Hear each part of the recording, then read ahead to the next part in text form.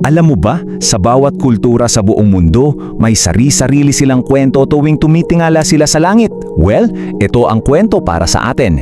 Isang napakatandang alamat na sinusubukang ipaliwanag ang hiwaga ng libu-libong ilaw na yan sa gabi. Ito ang alamat ng mga bituin. Naisip mo na ba pag tumitingala ka sa gabi, saan kaya galing ang lahat ng kumukuti-kutitap na ilaw na yan? Kasi, ayon sa ating mga ninuno, ang sagot dyan ay nakatago sa isang kwento ng pag-ibig, sakripisyo at liwanag na walang hanggan. So, para masimulan to, kailangan nating maglakbay pabalik sa panahon, isang panahon na wala pang kahit isang bituin sa langit. Subukan mong isipin ha, isang mundo kung saan ang gabi ay purong-purong kadiliman. Tingnan nyo yung pagkakaiba. Dati, ang gabi parang talagang isang makapal na kumot na itim. Walang kahit anong liwanag na pwedeng maging gabay. Nakakatakot, di ba? Pero ngayon, ang gabi natin puno ng pag-asa. May mga ilaw tayong sinusundan. Grabe ang pinagbago, no? Pero sa gitna ng lahat ng dilim na yon, may isang nangingibabaw na liwanag. Siya si Tala, ang Diyosa ng liwanag. Siya lang mismo ang tanging kislap at pag-asa sa isang mundong halos nilamon na ng kadiliman. At doon naman sa lupa, sa may dalampasigan, may isang mortal. Isang simpleng mangingisda, si Lakan. Gabi-gabi, wala siyang ibang ginawa kundi pagmasdan ang nag-iisang liwanag sa langit. At sa katagalan, nahulog ang loob niya. Hindi lang sa liwanag, kundi sa diwatang nasa likod nito. Okay, so dito na tayo papapasok sa ikalawang yugto ng kwento. Dito masusubok ang pag-iibigan nila at dito papasok ang isang hiling na babago sa lahat ng bagay. Siyempre, hindi ito ganun kadali kasi may batas sa kalangitan eh.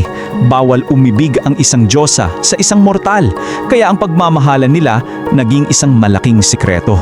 Ang tanging saksi lang nila, ang mga alon at ang tahimik na langit. At dito, mahalaga yung salitang hiling. Kasi hindi to basta-bastang wish lang eh.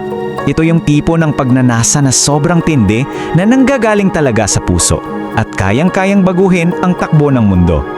At ang hiling ni Tala at Lakan? Simple lang, ang makasama ang isa't isa. Ganito ang nangyayari sa mga lihim nilang pagkikita. Si Lakan laging naghihintay sa dalampasigan. Tapos si Tala dahan-dahang bababa mula sa langit. Minsan may inabot si Lakan kay Tala. Isang kwentas na gawa sa pinakamagagandang perlas. Simbolo to ng pag-ibig niya. At doon nangako sila sa isa't isa. Walang hanggan. Pero alam mo naman, diba? Walang sikretong hindi nabubunyag. Lalo na kung mga Diyos ang kalaban.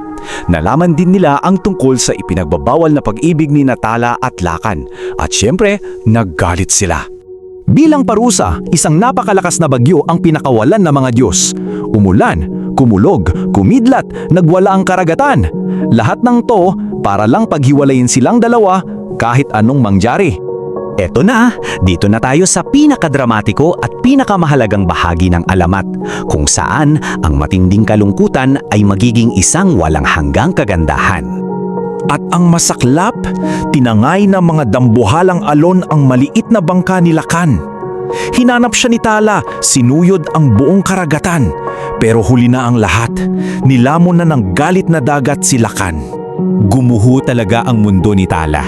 Ang mga iyak niya umabot sa dulo ng sansinukop at ang bawat patak ng luha niya, hindi lang yon dahil sa sakit at lungkot.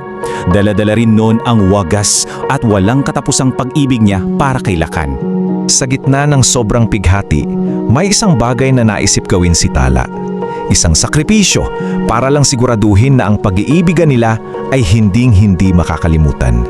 Kinuha niya yung nag-iisang bagay na natira sa kanya mula kay Lakan, yung kwentas ng perlas, yung simbolo ng pag-ibig nila. At sa isang kisap mata, pinutol niya to. Tapos, nangyari ang isang bagay na kamangha-mangha. Sa huling hininga ng pag-ibig at pighati, isinaboy niya ang bawat piraso ng perlas pataas sa itim na kalangitan. At doon, isang himala ang nangyari. Bawat perlas na basang-basa sa luha at pag-ibig ni Tala ay naging isang kumikinang na ilaw, isang bituin. At ang dating madilim na langit biglang napuno ng libu-libong nagniningning na mga tala. Dito na nagtatapos ang alamat. Pero alam mo, ang wakas na to, ito rin yung simula ng isang bagong liwanag para sa ating lahat at may dala itong napakahalagang aral. You see, hindi na sayang ang sakripisyo ni Tala. Ang mga bituin na isinilang mula sa pag-ibig nila ang naging gabay ng mga mangingisda, ng mga manlalakbay, isang paalala na kahit sa pinakamadilim na gabi, laging may liwanag na pwede mong sundan. At ito na siguro ang pinakapuso ng buong alamat. Na ang tunay na pag-ibig, kahit pa dumaan sa matinding sakit at pagsubok, may kakayahan itong lumikha ng liwanag na hinding-hindi kailanman maglalaho. Kaya sa susunod na mapatingin ka sa langit sa gabi at makita mo yung mga bituin, sana maalala mo yung kwento ni Tala at Lakan at itanong mo sa sarili mo, para sa akin, ano kaya ang ibig sabihin ng liwanag na to? Simbolo ba to ng pag-asa, ng pag-ibig, o baka naman ng isang magandang alaala?